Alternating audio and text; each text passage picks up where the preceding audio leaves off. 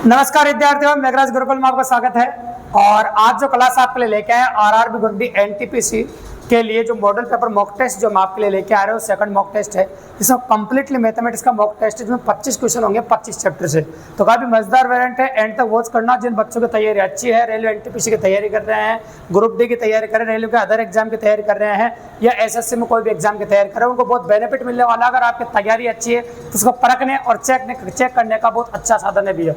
तो with solution questions के बारे में बात करने वाले जितने मैथमेटिक्स के टॉपिक्स है आपके सिलेबस में, उन सभी टॉपिक से प्रत्येक टॉपिक से क्वेश्चन लिया गया है। तो शानदार मॉक टेस्ट है, अच्छे से दीजिएगा, अच्छे समझिएगा, एक एक बात को अच्छे से आकलन कीजिएगा। तो चलो शुरुआत करते हैं अपन और बात करते हैं आपके सामने क्वेश्चन नंबर फर्स्ट की। क्वेश्चन नंबर फर्स्ट आपका प्रतिशत टॉपिक से लिया गया है, स्क्रीन पर आप गौर से देखिएगा। और क्वेश्चन है, कहता है एक आयत की भुजाओं की माप करते समय उसकी लंबाई को 5% अधिक ले लिया गया और चौड़ाई को 4% कम। उसका क्षेत्रफल ज्ञात करने में कितने प्रतिशत गलती हुई? उसके क्षेत्रफल ज्ञात करने के लिए कितने प्रतिशत की गलती हुई? तो 5% तो अधिक लिया गया और 4% कम लिया गया। ठीक है, तो आप जानते हैं इसको करने के लिए हम परसेंटेज परिवर्तन का प्रयोग करेंगे अपन। तो परसेंटेज परिवर्तन क्या होगा उसके बारे में बात करेंगे। देखो, तो परसेंटेज परिवर्तन होगा आपका प्लस माइनस ए प्लस माइनस बी और प्लस माइनस ए बी बटा 100। एक बात हमेशा याद रखिएगा, अगर वर्दी हो तो प्लस, कमी हो तो माइनस, ये याद रखिएगा। तो पहली वर्दी है आपकी तो प्लस का 5 आ जाएगा, फिर कमी है 4 की तो माइनस का 4 आ जाएगा, और प्लस को माइनस से गुणा किया अगला चिन्ह माइनस का आ जाएगा। फिर लिखा अपन ने 5 गुणा 4 बटा 100। ये बिल्कुल सिंपल हो गया आपके सामने। ठीक है, कोई दिक्कत नहीं है। अब अपन क्या करते हैं, जो कट रहा है उनको काट देते हैं। 5 से 20 बार कट जाएगा और 4 से 5 बार कट जाएगा। अब 5 में से 4 घटाओ 1 आ जाएगा, और 1 में से 1/5 घटा दो। 1 में से क्या घटा दो? 1/5। जब 1 में से 1/5 घटाओगे तो 5 कम 5, और 5 से 1 गया तो 4, तो 4/5% आ जाएगा, प्लस में आएगा। तो 4/5% गलती होगी भी है। कितनी प्रतिशत गलती होगी? 4/5% गलती आपको देखने को मिलेगी। तो ये बिल्कुल सिंपल था, ये ब्रह्मास्त्र गणित का जहाँ डबल प्रतिशत की बात आएगी पूरी गणित में। और हमेशा हर पेपर इसको डालने का मकसद ये भी है, हर पेपर जो भी होता है उनमें चाहे लाभ आने की बात हम बोले, चाहे प्रतिशत की बात हम बोले, चाहे किसी में बोले, हर चैप्टर के अंदर ये काम आता है। क्षेत्रफल में काम आता है, आयतन में काम आता है, सब जगह काम आता है। तो very very important part of this. तो ये समझ लीजिए कि पूरी गणित का ब्रह्मास्त्र है। तो ज़्यादा डबल प्रतिशत की बात आती है और सब जगह काम आता है भी। तो हर एक रोचक क्वेश्चन आपको देखने को मिलेगा 25 तक। बस आप वीडियो को बिल्कुल भी स्किप मत कीजिएगा दोस्तों। तो ये हो गया आपका पहला क्वेश्चन। तो फर्स्ट क्वेश्चन अपन ने लिया आपके सामने। अब आ जाते हैं क्वेश्चन नंबर 2 पे। क्वेश्चन नंबर 2 की बात करें अपन तो आपके बारे में बात करेंगे। जब पिता की वर्तमान आयु पुत्र की वर्तमान आयु में जोड़ दी जाए तो योग 40 वर्ष हो जाता है। मतलब पिता और पुत्र की वर्तमान आयु, अपन कह सकते हैं पिता है फादर और सन, दोनों की वर्तमान आयु का योग 40 वर्ष दे रखा है। 5 वर्ष बाद उनकी कुल आयु का कितने वर्ष होगी? तो 5-5 साल दोनों बढ़ जाएंगे भैया। 5 साल की बात करें तो 5 साल ये बढ़ जाएगा, 5 साल ये बढ़ जाएगा, तो दोनों 10 साल बढ़ जाएंगे। तो 5 साल बाद उनकी आयु का जो योग होगा वो 50 वर्ष होगा। याद रखिएगा कि 5-5 साल जो परिवर्तन होगा मतलब बढ़ेंगे, तो दोनों बढ़ेंगे, तो आपका जो आंसर हो जाएगा 50 ईयर्स हो जाएगा। तो बिल्कुल सिंपल सी बात है। कई बार आपके दिमाग को चेक करने के लिए भी ऐसे क्वेश्चन पुटअप कर दिए जाते हैं एग्जाम के अंदर दोस्तों। तो ये दिमाग को चेक करने के लिए दिया गया क्वेश्चन है। तो कई बार इस प्रकार से इजी क्वेश्चन भी पुटअप आ जाते हैं। सभी क्वेश्चनों का मिश्रण आपको देखने को मिलेगा। ये क्वेश्चन नंबर 2 था आपका। अब स्क्रीन को गौर से देखिए, बहुत प्यारा और मजेदार क्वेश्चन है। 2 संख्याओं में 3:8 का अनुपात है और उनका अंतर 115 है। तब दोनों संख्याओं में छोटी संख्या ज्ञात कीजिए भी। तो बड़ी संख्या मान लीजिए 8 है और छोटी संख्या 3 है, और उनका अंतर दे रखा है 115। बताइए इन दोनों का जो अंतर है वो कितना हो जाएगा आपका? 5, और 5 बराबर दे रखा है आपको 115। 5 बराबर कितना दे रखा है आपको? 115। तो 1 बराबर कितना हो जाएगा? 2 पंजे 10 और 3 पंजे 15। तो 1 बराबर हो जाएगा आपका 23। 1 बराबर कितना हो जाएगा आपका? 23। ये तो 1 बराबर आया। जिसका अनुपात छोटा होता है वो संख्या छोटी होती है, जिसका अनुपात बड़ा होता है वो संख्या बड़ी होती है। तो आप कह सकते हैं इसका अनुपात छोटा है तो संख्या छोटी है, तो और ये बड़ी संख्या है। तो अपन को छोटी निकालनी है तो 3 बराबर निकाल देना। 3 से दोनों साइड गुणा कर दो तो 23 कितना होता है? 69। तो एग्जैक्टली जो आंसर आपका निकल के आ गया, छोटी संख्या पूछ, दोनों में से छोटी संख्या बताइए। तो दोनों में जो छोटी संख्या आपके सामने निकल के आ रही है वो 69 है दोस्तों। दोनों में से छोटी संख्या 69। ये रेशियो एंड प्रोपोर्शनल से पूछा गया क्वेश्चन है, अनुपात समानुपात से। ये हो गया आपका क्वेश्चन नंबर 3। अब आ जाता है अपने क्वेश्चन नंबर 4 पे। तो क्वेश्चन नंबर 4 अपना क्या कहता है, स्क्रीन पर देखिएगा गौर से। ये अपना क्वेश्चन नंबर 4 है, माध्य बहुलक वगैरह से लिया गया क्वेश्चन है। और डायरेक्ट बोला कि बहुलक ज्ञात कीजिए। क्या ज्ञात कीजिए बताओ? बहुलक ज्ञात कीजिए। क्वेश्चन नंबर 4 है। तो बहुलक का मतलब ये होता है कि जिसकी बारंबारता सर्वाधिक होती है वो बहुलक कहलाता भी है। तो बारंबारता एफ होती है, इसे बारंबारता कहते हैं। सर्वाधिक बारंबारता आपका ये दिख रही है मुझे, और सर्वाधिक बारंबारता के लिए जो मान है वो 4 है। तो आप कह सकते हैं का बहुलक कौन सा हो गया, 4 हो गया, क्योंकि सबसे अधिक बार 4 आया 11 बार। बारंबारता का मतलब होता है कितनी बार आया है, कितनी बार आया है। तो 4 आया भाई 11 बार। तो आपका जो बहुलक जो पूछा है आपका वो आंसर आ गया आपका 4। बिल्कुल सिंपल सा सवाल है, कोई बड़ी बात नहीं, काफी इजी ऑपरेंट है। ये क्वेश्चन नंबर 4 हो गया आपका। क्वेश्चन नंबर 4 के बाद अगला क्वेश्चन स्क्रीन पर जब आप नोटिस करेंगे तो गौर से देखो, 3 संख्याएं क्रमशः 4:5:6 के अनुपात में है और उनका औसत 25 है। तो सबसे बड़ी संख्या ज्ञात कीजिए। तो देखो एक बात याद रखना, जब भी कभी आपको बंटवारा करना हो ना और बंटवारा करने की जरूरत पड़े तो पहले औसत से योगफल बनाओ आप, क्योंकि बंटवारा वो योगफल का होता है, औसत का नहीं। तो आपको औसत दे रखा है 25 का और 3 संख्याएं हैं, तो जितनी संख्याएं हैं उसको औसत से गुणा कर दो, योगफल आ जाता है। ये हो जाएगा आपका 25×3=75। ये होगा आपका 25×3=75, मतलब ये योगफल होगा आपका, ठीक है। अगर 4 संख्या होती तो मैं 4 से गुणा करता, 5 संख्या होती तो 5 से गुणा करता, इस प्रकार से।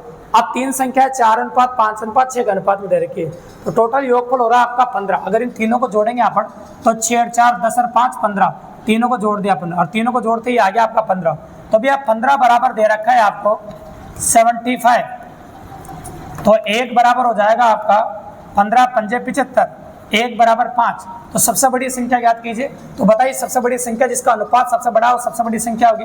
तो 6 बराबर निकाल देंगे अपन, तो 6 बराबर हो जाएगा आपका 6×5=30। तो सबसे बड़ी संख्या जो डिनोट कर रहे हैं अपन, निकाल रहे हैं, वो आंसर हो गया आपका 30। मतलब सबसे बड़ी संख्या जो निकल के आ रही है आपकी वो हो गया आपकी 30, जो बिल्कुल सिंपली और काफ़ी ईजिली लिया आप। ये क्वेश्चन नंबर 5 हो गया आपका। अब आ जाता है अपन क्वेश्चन नंबर 6 पे भी। तो क्वेश्चन नंबर 6 आपका ज्योमेट्री टॉपिक से बहुत प्यारा क्वेश्चन है और काफ़ी अच्छा क्वेश्चन है, जिसकी पॉसिबिलिटी एग्जाम के अंदर काफ़ी अच्छी है। तो क्वेश्चन नंबर 6 को आप गौर से देखिए। निम्न चित्र में x का मान ज्ञात करना है आपको। किसका मान ज्ञात करना है, x का। तो आप जानते हैं कि जब 2 समांतर रेखाओं को तिरक रेखा काटे थे, एक समांतर रेखा में बीच में बना देता हूँ ताकि आपको आसानी रहे। तो यहाँ से लेते हैं, देखो एक समांतर रेखा यहाँ से लेते हैं, दोनों के समांतर हो जाएगी। जरूरी है बीच में समांतर रेखा को बढ़ाना। ये एक समांतर रेखा ले ली। तो मैं बोल रहा हूँ आपके सामने, जब 2 समांतर रेखाओं को तिरक रेखा काटे तो विपरीत और अंदर की ओर बनने वाले कोण कौन से कोण होते हैं, एकांतर कोण होते हैं और आपस में बराबर होते हैं। तो ये 45 होगा, तो भैया यहाँ तक का जो कोण होगा वो 45 होगा, बिल्कुल सही बात है। और ये 30 डिग्री है, यहाँ तक का जो कोण होगा वो 30 डिग्री होगा। ये 30 डिग्री हो गया, ये 45 हो गया। कंप्लीट ये पूरा कोण जो नजर आ रहा है आपको, ये हो जाएगा आपको 75 डिग्री। ये 75 डिग्री हो गया। अब आपसे ये नहीं पूछा है, आपसे ये वाला कोण पूछा है, ये वाला, मतलब इधर से पूरा घूम के जो कोण आ रहा है ये पूछा है। तो आपसे x का मान पूछा है, ये वाला। तो x का मान अगर हम निकालेंगे तो पूरा कोण 360 डिग्री का होता है भैया, और 360 में 75 घटा दो आप, तो आपका आंसर आ जाएगा। तो 360 में 75 जब घटाया अपन ने तो एग्जैक्टली आंसर आ जाएगा आपका 285 डिग्री। एग्जैक्टली जो आंसर आएगा आपका वो कितना आएगा, 285 डिग्री, मतलब 285 डिग्री, बिल्कुल सिंपली और काफ़ी इजीली डिनोट कर दिया अपन ने। ये हो गया आपका क्वेश्चन नंबर 6। अब क्वेश्चन नंबर 6 के बाद बात करें अपन क्वेश्चन नंबर 7 की। ये देखो क्वेश्चन नंबर 7 आप नोटिस कर रहे हैं, साधारण ब्याज से है और साधारण ब्याज का प्यारा सा छोटा सा सवाल है जो आपके सामने स्क्रीन पर दिखाई दे रहा है। देखो तो क्वेश्चन क्या कह रहा है, देखो लैंग्वेज को सुनिएगा। साधारण ब्याज के कितने प्रतिशत वार्षिक दर से कोई धन 15 वर्षों में 4 गुना हो जाएगा। 15 वर्षों में कितना गुना हो रहा है, 4 गुना। तो देखो आपको अगर यूँ बोला, हाँ 4 गुना हो जाएगा, स्वयं का 4 गुना हो रहा है। तो साधारण ब्याज के कितने प्रतिशत वार्षिक दर से कोई धन 15 वर्षों में 4 गुना हो जाएगा। 15 वर्षों में 4 गुना हो रहा है। तो आपको पता है कि जब भी कभी ऐसा गुना वाले क्वेश्चन है जिसमें स्वयं का गुना होता है तो उसको ऐसे करते भी है, RTA-B/B इंटू हो जाएगा आपका 100, ठीक है। अब यहाँ पर R का मान निकालना है आपको, समय दे रखा है 15 वर्ष आपको, और गुना दे रखा है 4 गुना, तो 4/1 हो जाएगा, A/B का मान है। तो वैल्यू पुट करनी है, बस कुछ भी नहीं करना है। R का मान तो आपको पता नहीं है और T का मान दे रखा है आपको 15 वर्ष, ये बिल्कुल सिंपल है। A-B मतलब दोनों का जो अंतर है वो देखो आप कितना आ रहा है 3, और B का मान 1, और गुणा कितना होगा आपका 100। अब काट दें, जो भी कट रहा है 5 से 3 बार कट जाएगा आपका, और 5 से 20 बार कट जाएगा, और 3 से 3 भी कट जाएगा। तो R की जो वैल्यू आपके सामने निकल के आ रही है वो 20% आ जाएगी। एग्जैक्टली जो आंसर होगा आपका वो होगा आपका 20%। क्वेश्चन नंबर 7 का आंसर जो होगा आपका वो होगा भी आपका 20%, जो कि बिल्कुल सिंपली और काफ़ी इजीली अपन कर सकते हैं। तो आंसर हो गया आपका 20%, मतलब 20%। ये क्वेश्चन नंबर 7 का आंसर होगा। क्वेश्चन नंबर 7 के बाद अगला क्वेश्चन जो स्क्रीन पर आप नोटिस कर रहे हैं, बहुत प्यारा क्वेश्चन है और काफ़ी मजेदार करने का आतंक का क्वेश्चन है। और इजी क्वेश्चन है। अगर आप आधार समान करते हैं तो भैया इस प्रकार का प्रश्न जब भी कभी एग्जाम में दिखाई दे, इनमें आधार समान करना पड़ता है। जैसे 3 की पावर 2 9 होता है, 3 की पावर 3 27 होता है, 3 की पावर 4 81 होता है, और 3 की पावर 5 243 होता है। तो 243 को मैं 3 की पावर 5 लिख रहा हूँ, 3 की पावर 5 को लिख रहे हैं कि सब 3 के रूप में दे रखे हैं। ये n/5 ऐसा कैसा ही, इसमें परिवर्तन नहीं कर रहे हैं, इसको सेम टू सेम रख रहे हैं अपन। और नीचे जो 9 दिख रहा है तो उसको 3 की पावर 2 लिख दो और n से गुणा हो गया। अरे डॉट का मतलब गुणा ऐसे, तो मैंने ये नीचे वाला भी ऐसा कैसा लिख दिया। ठीक है, अब देखो सुनो, ये घात के ऊपर घात है तो घातें कट जाती है, 5 से 5 कट गया। अब 3 के ऊपर n है और 3 के ऊपर 2n+1 है, तो बीच में गुणा का चिन्ह और आधार समान हो तो घातें जुड़ जाती है भी। तो चलो घातें जोड़ देते हैं अपन, n और 2n कितना होगा 3n और ये +1 ऐसा कैसा है। नीचे भी घातें जोड़ दो, आधार समान है, बीच में गुणा का चिन्ह है, तो घातें जोड़ दो 2n है ना, यहाँ पर कितना आ रहा है आपका 2n और नीचे 2n है ना, तो कितना 4n हो जाएगा ऐसा। ठीक है, कोई दिक्कत नहीं भाई, 2n है और 4n। देखो इसकी बात कर लेते हैं फिर। यहाँ पर जो नोटिस है, यहाँ 2n दे दिया अपन को, यहाँ n है, और 3 की पावर 2 बिल्कुल सही जा रहे हैं अपन, एकदम करेक्ट है ना। तो यहाँ 4n हो जाएगा, और यहाँ पर क्या लिखे बताओ अपन, +1 ऐसा कैसे। ठीक है, अब आधार समान है, बीच में बाप का चिन्ह, तो घातें घट जाएगी भी।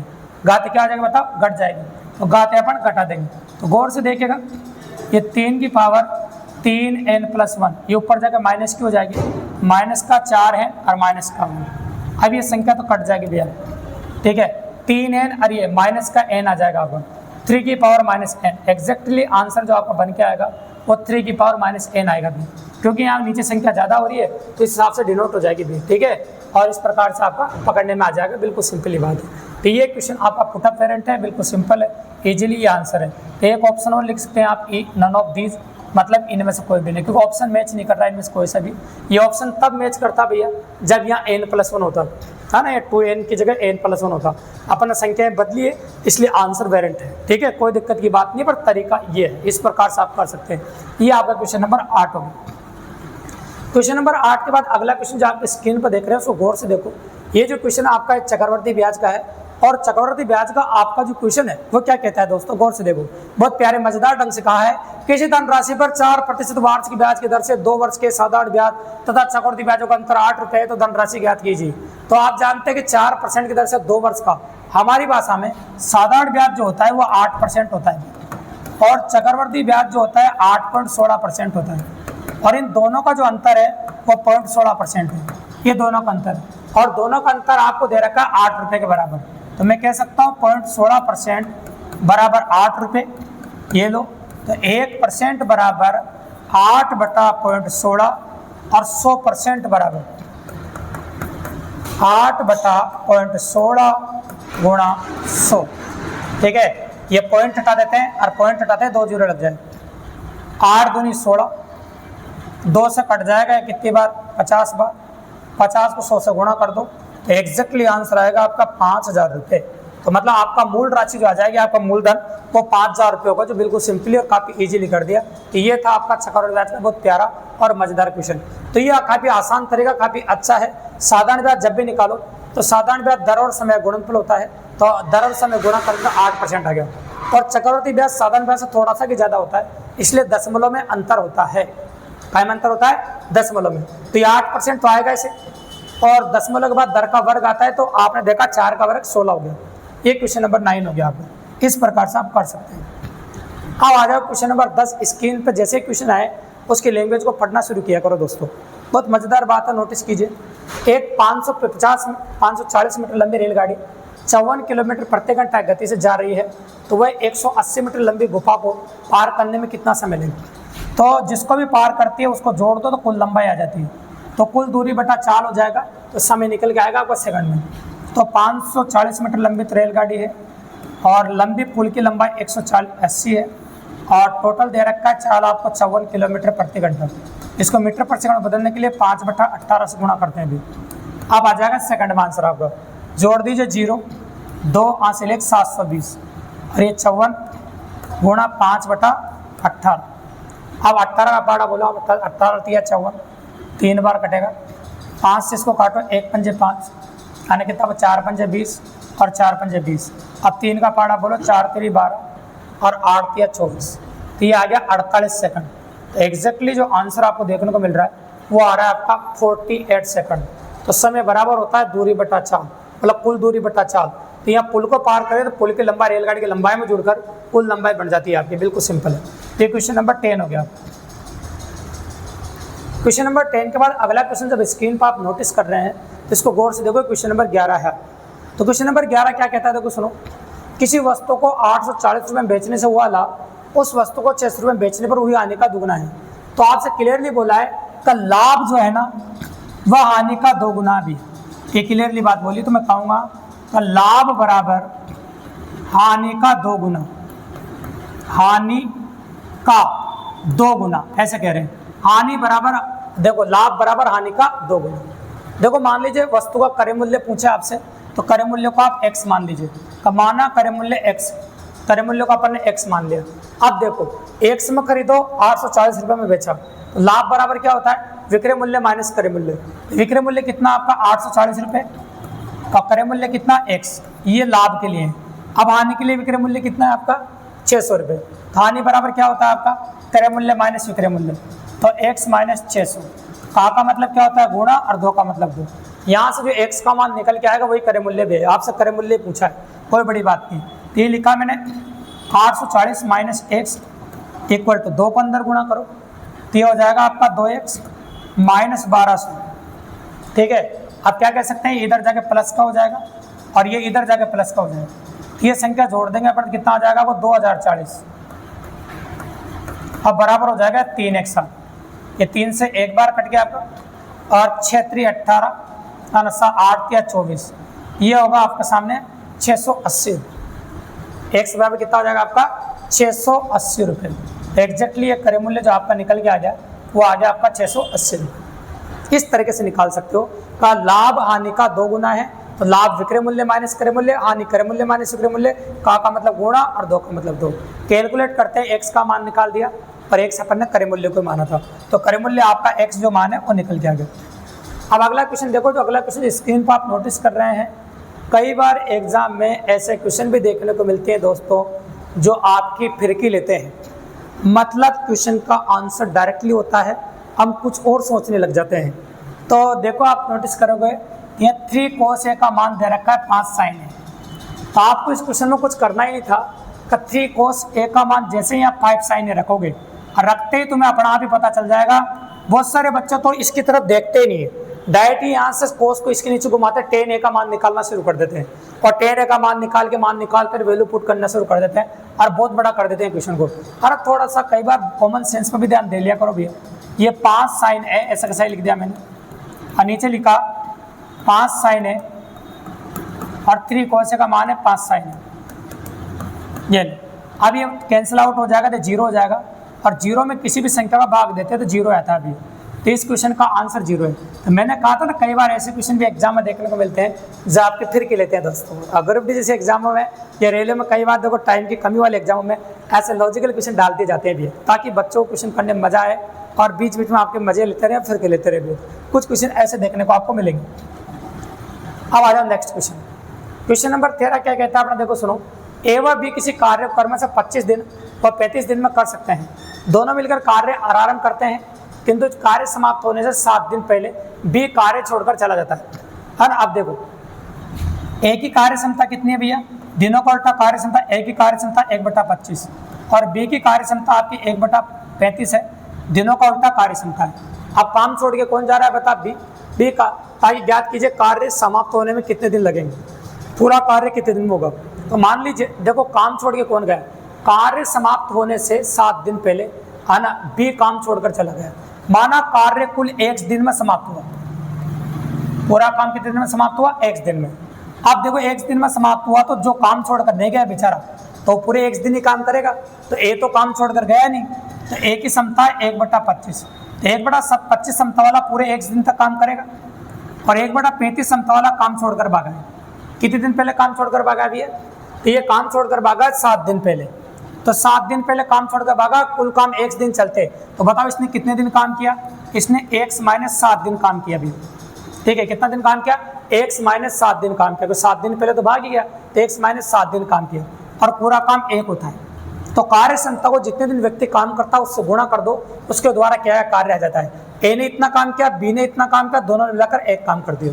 अब इसको सोल्व करते हैं, पूरा काम x दिन चला तो x का मान आ जाएगा आपका, और उसने ज्ञात कीजिए कि कार्य को समाप्त होने में कितने दिन लगे, तो वही आपका x का मान आ जाएगा आपको। ठीक है, तो चलो लसा ले लेते हैं अपन, और लसा ले लें अपन 7 पंजे 35, अब 35 को 5 से और गुणा कर दो, 5 पंजे 25 है ना, 25 7 175 हो जाएगा। ये 7x हो जाएगा, 35 से होगा ये 5 बार, 5 को अंदर गुणा करो 5x, 7 पंजे 35 बराबर कितना होगा 1, 175 इधर चला जाएगा। 7x और 5x कितना होगा 12x है ना, और ये माइनस का 35 इक्वल टू 175, ये उधर जाएगा प्लस का हो जाएगा। तो आप क्या कह सकते हो 12x बराबर जोड़ो 210 होगा, कितना हो जाएगा 210। अब काट दो 12 का पाड़ा, अगर 12 से कट जाता तो 12 से काट दो, नहीं कटता 3 से काट दो, पहले 4 बार, 7 21 70 बार, फिर 2 से काट दो 2 बार, 2 से काट दो 35 बार। तो आप कहते हो 2x बराबर 35। अब 35 का जो आधा होगा ना वो 17.5 होता है अभी, 35 का जो 2 का भाग लगा वो 17.5 होगा, तो मतलब पूरा काम होने में 17.5 दिन लगेंगे। पूरा काम समाप्त होने में कितने दिन लगेंगे 17.5 दिन लगेंगे। ये समय और कार्य से पूछा गया क्वेश्चन था, पुटअप वेरिएंट है, बहुत प्यारी लैंग्वेज थी क्वेश्चन की, अच्छा वेरिएंट था। ये क्वेश्चन नंबर 13 हो गया। अब नेक्स्ट क्वेश्चन देखो, क्वेश्चन नंबर 14 आवा क्या कहता है उसको देखो, समय चाल दूरी का क्वेश्चन अभी, अच्छा क्वेश्चन देखिए। एक विद्यार्थी यदि 2.5 किलोमीटर प्रति घंटा गति से स्कूल जाता है तो 6 मिनट देरी से पहुंचता है। यदि वो 3 किलोमीटर प्रति घंटा गति से स्कूल जाए तो 10 मिनट जल्दी पहुंच जाता है। तो घर से उसके स्कूल के बीच की दूरी ज्ञात कीजिए। तो आपसे डिस्टेंस पूछिए घर से स्कूल के बीच की। तो जब भी कभी इस प्रकार का प्रश्न आपको दिखाई दे तो याद रखिएगा, जब भी ऐसा क्वेश्चन आए चालों का गुणनफल बटा चालों का अंतर, चालों का गुणनफल बटा चालों का अंतर इनटू समय, इसी को आपको इस्तेमाल करना है। तो चालों का गुणनफल बटा चालों का अंतर, तो पहली चाल कितनी है आपके पता 2.5 और दूसरी चाल है 3। इनका जब अंतर करोगे आप तो 0.5 का अंतर आ जाएगा, फिर 3 में से 2.5 घटाओगे तो 0.5 आ जाएगा। और समय क्या होता है देखो सुनो, यहाँ 6 मिनट देर से बोला है और यहाँ 10 मिनट जल्दी बोला है, ये असमान समय है। और आप याद रखना जब असमान समय दे तो समय जुड़ता है भी, समान समय हो तो अंतर होता है और असमान समय होता जुड़ता है। तो समय जुड़कर 16 मिनट हो जाएगा, और 16 मिनट को अगर आप घंटे में बदलेंगे तो 60 का भाग लगाना पड़ेगा। अब आप पॉइंट समान है तो 5 से कट जाए कितनी बार 5 बार, ये लो है ना, इस प्रकार से।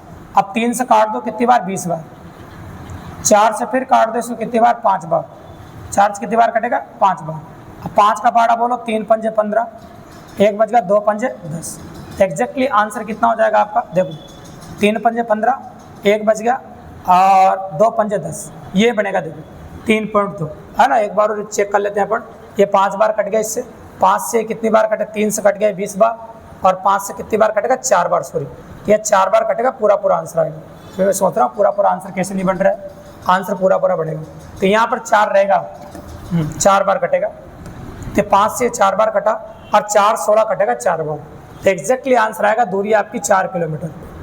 आंसर कितना आ जाएगा दूरी आपकी 4 किलोमीटर, बिल्कुल सिंपल और काफ़ी ईजी। ये हो गया क्वेश्चन नंबर 14 आपका, जो काफ़ी मजे और काफ़ी आसानी से कर दिया। ये क्वेश्चन नंबर 14 हो गया। अब आ जाता है क्वेश्चन नंबर 15 पर, जो क्या कह रहा है आपको गौर से देखिए। क्वेश्चन नंबर 15 की जो लैंग्वेज है वो क्या है, एक स्टीमर नदी की धारा के अनुकूल एक निश्चित दूरी तक जितने समय में जाता है उसे 4 गुने समय में वापस आता है। तो यदि धारा की गति 6 किलोमीटर प्रति घंटा है, स्थिर जल में स्टीमर की चाल ज्ञात कीजिए। स्थिर जल में स्टीमर की चाल बोलो, चाहे नाव की चाल बोलो, चाहे बोट की चाल बोलो, बात एक ही। नीचे धारा की चाल बोलो, चाहे नदी की चाल बोलो, बात एक ही। और ये वेरिएंट होता है n+1 बटा n-1, ये होता है, ये गुना के लिए होता है भैया। तो आपसे नाव की चाल, स्टीमर की चाल तो आपसे पूछी है, और अगर हम धारा की चाल की बात करें तो धारा की चाल दे रखी है आपको 6 किलोमीटर प्रति घंटा। अब गुना कितना हो रहा है 4 गुना, तो n का मान 4 दे रखा है देखो आपको, ये होगा आपका 4+1, ये होगा आपका 4-1। इसको हम कैलकुलेट कर सकते हैं अभी, तो कर देते हैं कैलकुलेटर, कितना हो जाएगा आपका 5/3, ये हो जाएगा। और 3 से 6 कितनी बार कटेगा 2 बार। अब 2 को कैंची गुणा कर देना 5 से, तो नाव की चाल, स्टीमर की चाल जो भी है आना, वो आ जाएगा आपके 10 किलोमीटर प्रति घंटा। अगर किलोमीटर प्रति घंटा हम दे रखा तो ये भी किलोमीटर प्रति घंटा में आएगी। तो आंसर आएगा आपका 10 किलोमीटर प्रति घंटा, बिल्कुल सिंपली और काफ़ी ईजीली। तो ये जो क्वेश्चन आपके सामने लिया गया था ये बोट एंड स्टीम से लिया गया क्वेश्चन है, जिसको बिल्कुल सिंपल पॉसिबिलिटी थी और काफ़ी आसान वेरिएंट था। यह बोट एंड स्टीम का क्वेश्चन था और आंसर हो गया आपका 10 किलोमीटर प्रति घंटा। क्वेश्चन नंबर 15 का आंसर, जो बिल्कुल सिंपली और काफ़ी आसानी से अप्रोच कर पा रहे हैं अपन। तो ये नावर धाराओं का क्वेश्चन था, ठीक है। अब नावर धाराओं के बाद नेक्स्ट क्वेश्चन लेते हैं अपन। क्वेश्चन नंबर 16 क्या है उसको गौर से देखो भी, लसम मसा का क्वेश्चन। अगर आप प्यार से अच्छे से देख रहे हैं तो गौर से देखो, दो संख्याओं का अनुपात 2:3 है, यह उनका लस 72 है। तो संख्याओं का मसा ज्ञात कीजिए भी। तो दो संख्याओं का अनुपात दे रखा है 2:3, उनका लस भी दे रखा है और आपसे मसा पूछा है। तो मसा क्या होता है, दी गई संख्या कॉमन मान ही मसा कहलाता है। तो कॉमन मान जब मसा कहलाता है तो मान लीजिए पहली संख्या को मैं 2x मान लेता हूँ और दूसरी संख्या को 3x मान लेते हैं। तो बताओ इन दोनों में कॉमन क्या आ रहा है, x आ रहा है। तो मसा क्या हो गया आपका x। तो आपको हमेशा बताते हैं, क्या बताते हैं, पहली संख्या इंटू दूसरी संख्या बराबर लस है और इंटू मस है कितना x, ये होता है। तो पहली संख्या इंटू दूसरी संख्या बराबर लस है इंटू मस है। तो अपन आप काट देते हैं, x से x कट जाएगा आपका और 3 से काटो 2 3 6 4 3 12, है ना।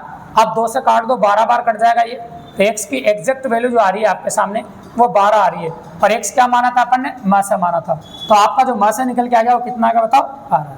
तो एग्जैक्टली जो आंसर डिनोट कर रहे हैं अपन बना रहे हैं वो आपका आंसर 12 आ गया। बस काम क्या है इसमें, पहली संख्या इंटू दूसरी संख्या बराबर लस इंटू मस, ये तो काम आ रहा है। साथ में उपनिष्ठ मान ही मस कहलाता है, जो दोनों का जो कॉमन मान आता है उसे हम मस कहते हैं, जो बिल्कुल सिंपली और काफी आसानी से अपन निकाल दें। अब अगला क्वेश्चन देख रहे हैं। देखो मैंने कहा था आपसे तो ग्रुप डी के एग्जाम में सरलीकरण का बहुत बड़ा रोल है, जिसे सिंप्लीफिकेशन कहते हैं अपन। कई बार 1, कई बार 2, कई बार 3 क्वेश्चन सरलीकरण के पुटअप किया जाता है, जिसमें बोर्ड मास भी लगता है और सिंपल कैलकुलेशन भी होती है। तो बोर्ड मास नियम के अनुसार सबसे पहले अगर आपको सोल्व करना है तो छोटा कोष्टक सोल्व होता है सबसे पहले। तो सबसे पहले अपन छोटे कोष्टक को सोल्व करेंगे और हम स्टेप बाय स्टेप करेंगे ताकि दिक्कत नहीं है आपको।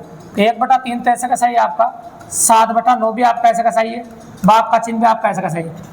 अब अपन इसको क्या छोटे कोष्टक को सोल्व कर रहे हैं। तो सोल्व करते हैं, आप जानते हैं 4 × 4 4 × 5, तो ये हो जाएगा आपका काटने के हिसाब से 7/10 लिख देते हैं, 5/4। ये आपने साधारण भिन्न में बदल दिया इसको।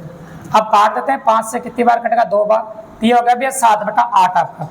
अब 7/8 ये हो गया आपका और आपको भाग सोल्व करना है। देखो भाग ही सोल्व करना है क्योंकि इनके बीच में भाग है, यहाँ तो प्लस है।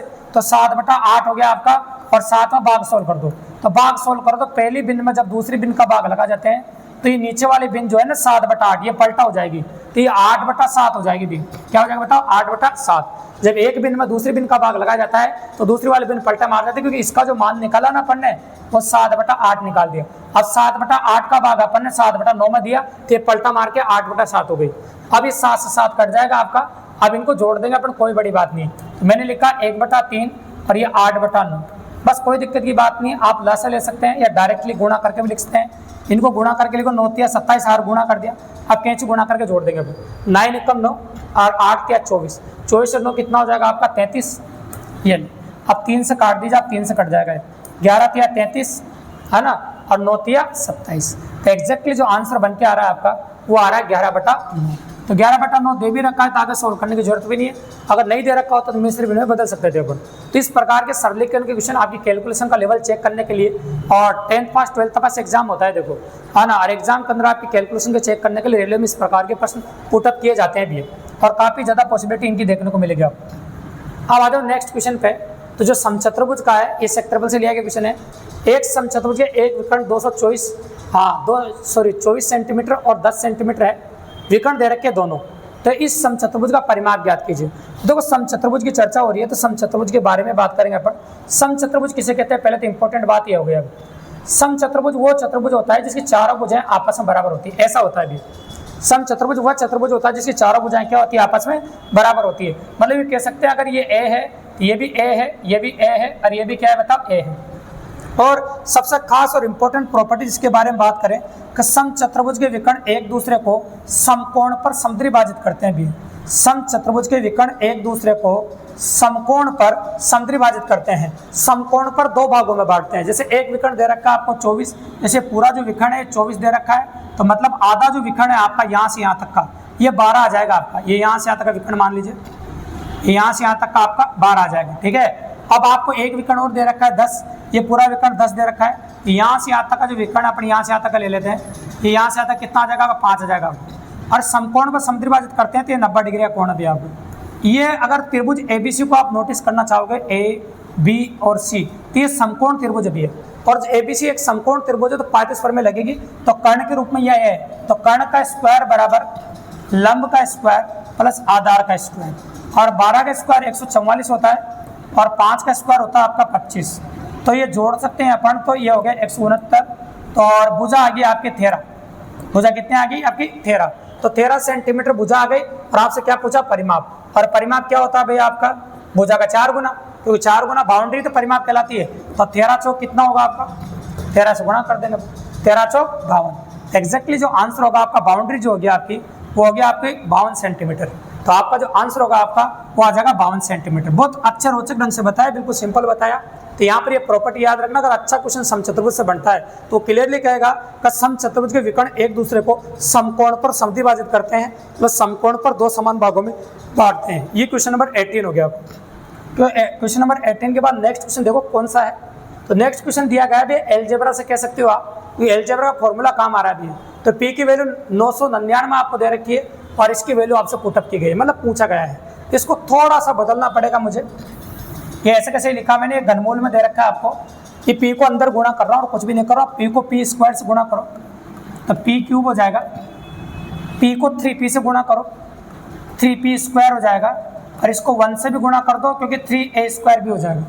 फिर अगर आप p को आप गुणा करोगे देखो 3 से, ये 3p होगा, और 1 से गुणा करोगे तो ये 1 स्क्वायर हो जाएगा। ठीक है, अब यहाँ पर 1 दिख रहा है, इसको 1 का क्यूब लिखते हैं। ये सब जगह 1 क्यों लिखा, क्योंकि मुझे एलजेब्रा का एक सूत्र बनाना भी है, और एलजेब्रा में एक सूत्र होता है आपको पता हो तो a प्लस बी का होल क्यूब बराबर a क्यूब। अगर आप नहीं जानते तो देखिए 3a square b 3ab square plus B cube, ये सूत्र एलजेब्रा के अंदर होता है भी। अगर यहाँ पर कॉमन बात नोटिस करो तो यहाँ पर a का मान तो p है भी है, a का मान तो क्या है p, और b का मान क्या है बताओ 1, बस, और सब कुछ सेम है। तो जहां पर देखो ये सूत्र लगा सकते p प्लस 1 का होल क्यूब हो जाएगा, तो आपके सामने जो बन के सामने आ रहा है ये होगा p प्लस 1 का होल क्यूब। ये अब आप जानते हैं घनमूल से ये घात कट जाएगी आपकी, तो ये p प्लस 1 आपका बन के आ जाएगा, और p का मान कितना आपका 999 दे रखा है, तो इजीली 999 में एक जैसे जोड़ोगे आप तो आपका जो आंसर बन के आ जाएगा वो आ जाएगा 1000। आपका कितना आंसर होगा आपका 1000। एग्जैक्टली पॉसिबिलिटी आपकी जो बन रही क्वेश्चन नंबर 19 की वो बन रही है आपकी 1000, बिल्कुल सिंपली और काफी इजीली।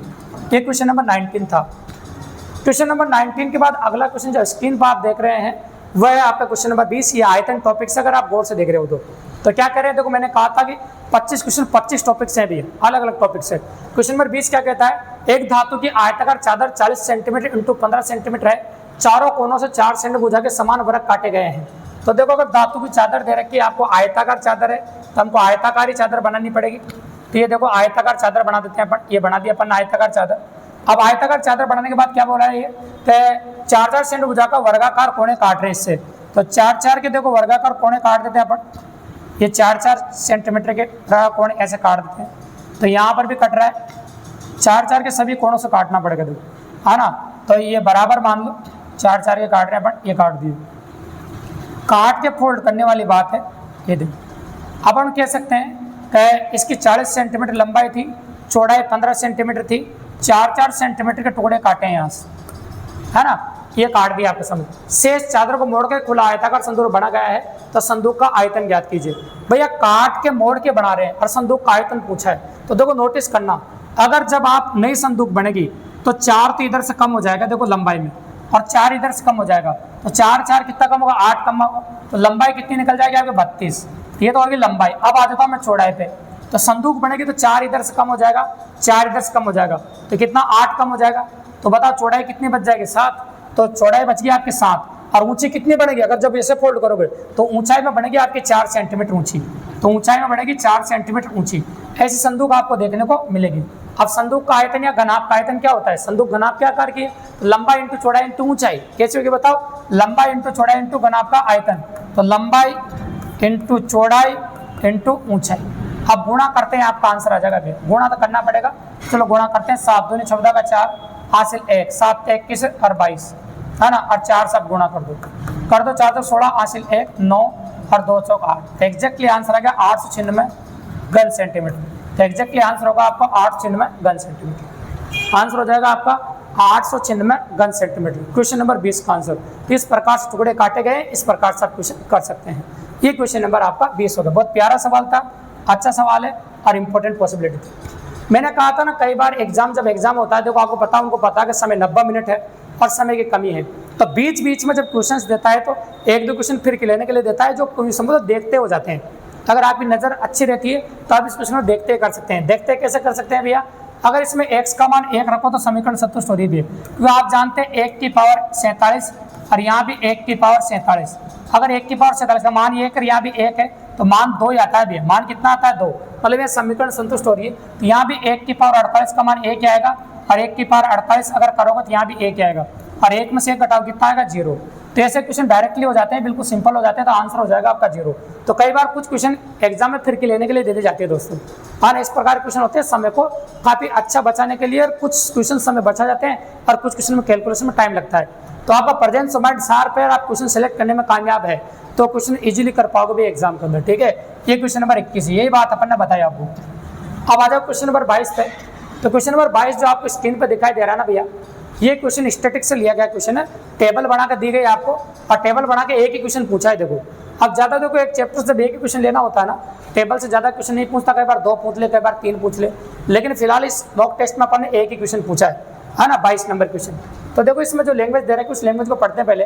पर्सन 22 के लिए निर्देश है, सारणी को पढ़ना है। निम्न फैक्टरों में स्कूटर की वार्षिक उत्पादन दे रखा हजारों में, किस वर्ग में सभी फैक्टरों स्कूटर का उत्पादन 2005-2009 की समयावधि में औसत वार्षिक उत्पादन के बराबर था। ठीक है, तो क्वेश्चन क्या है? किस वार्षिक वर्ष में सभी फैक्टरियों के स्कूटरों का उत्पादन 2005-2009 की समयावधि में हुए औसत वार्षिक उत्पादन के बराबर था, है ना। तो 2005 और 2009, तो अपन कह सकते हैं 2005 समयावधि में हुए औसत वार्षिक उत्पादन के बराबर था। तो किसका? देखो किस कौन सी फैक्ट्री की बात कर रहा है। देखो तो आपको बात कर रहा है, देखो किस वर्ग में सभी फैक्ट्रियों के स्कूटरों का उत्पादन 2005 और 2009 में की समयावधि में वो औसत वार्षिक उत्पादन के बराबर था। तो देखो अगर बात करें तो सभी फैक्ट्रियों की बात कर रहा है, तो यहाँ पर पी फैक्ट्री है, ये पी फैक्ट्री का औसत निकालते 2005-2009 का, है ना। क्यू फैक्ट्री का औसत उत्पादन निकाल सकते हैं अपन, है ना। और यहाँ पर देखो योग दे रखा है सबका, तो टोटल योग भी दे सकते हैं अपन। 2005 में टोटल भी दे रखा है और यहाँ पर इधर भी दे रखा है। पर पूछा क्या है, देखो सुनो, किस वर्ग में देखो 21 ऐसे दे रखा है, सभी फैक्ट्रियों स्कूटरों का कुल उत्पादन, है ना, 2005 समयावधि के में हुए औसत वार्षिक उत्पादन के बराबर है। सभी फैक्ट्रियों का कुल उत्पादन, है ना। तो सभी फैक्ट्रियों का कुल उत्पादन अगर हम बात करें आपके सामने तो कितना हो रहा है? देखो सबका अलग अलग जोड़े अपन, तो ये है ना। तो ये टोटल जोड़े के बाद बता रहे हैं अपन, तो योगफल इनका अलग अलग दे रखा है। 2005 का ये है, 2006 का ये है, 2007 का ये है, 2008 का ये है और 2009 का ये दे रखा है। ठीक है, तो कैलकुलेट कर सकते हैं, पर कोई बड़ी बात नहीं है, पर लैंग्वेज थोड़ी सी ऐसी है, हज़ारों में आपको दे रखी है। तो स्कूटर को 2005 औसत वार्षिक उत्पादन बराबर कर देते हैं अपन। तो देखो 2005 से 2009 का पी का निकाल लेते हैं, पहले किसका निकाल लेते हैं? पी का। अब देखो 2005 में सभी का, हाँ नहीं, यहाँ इधर से निकालोगे तो सभी का आएगा, 2006 में सभी का आएगा, 2007 में सभी का आएगा। पर यहाँ पर थोड़ी सी जो लाइनें हैं डिफेक्ट हो रही है, हाँ ना। तो अपन किस वर्ग कह सकते हैं या जो भी है, सभी फैक्ट्रियों के स्कूटरों का उत्पादन समयावधि में हुए औसत वार्षिक उत्पादन 2005 में वार्षिक उत्पादन का कितना है, उत्पादन के बराबर है। तो देखो अपन तो 2005 2006 सबका अलग अलग निकाल लेते हैं। 2005 का औसत उत्पादन की बात करें तो टोटल फैक्ट्री कितनी है? 5 है। कितनी बताओ? 5। तो अपन कह सकते हैं कितना हो जाएगा, पहले निकाल लेते हैं अपन 2005 का। तो 5 है, 115 में 5 का भाग लाओ, राशियों का योगफल बटा राशियों की संख्या, तो 2 पंजे 10 और 3 पंजे 15, 23 का औसत है 2005 में। और 2006 की बात कर लेते हैं। 2006 में कितना? 108। योग तो उन्होंने कर ही रखा है, तो योग करने की जरूरत नहीं है अपन को। और फिर 5 का भाग लगाओ, 2 पंजे 10 और 1 पंजे 5, 6 पंजे 30।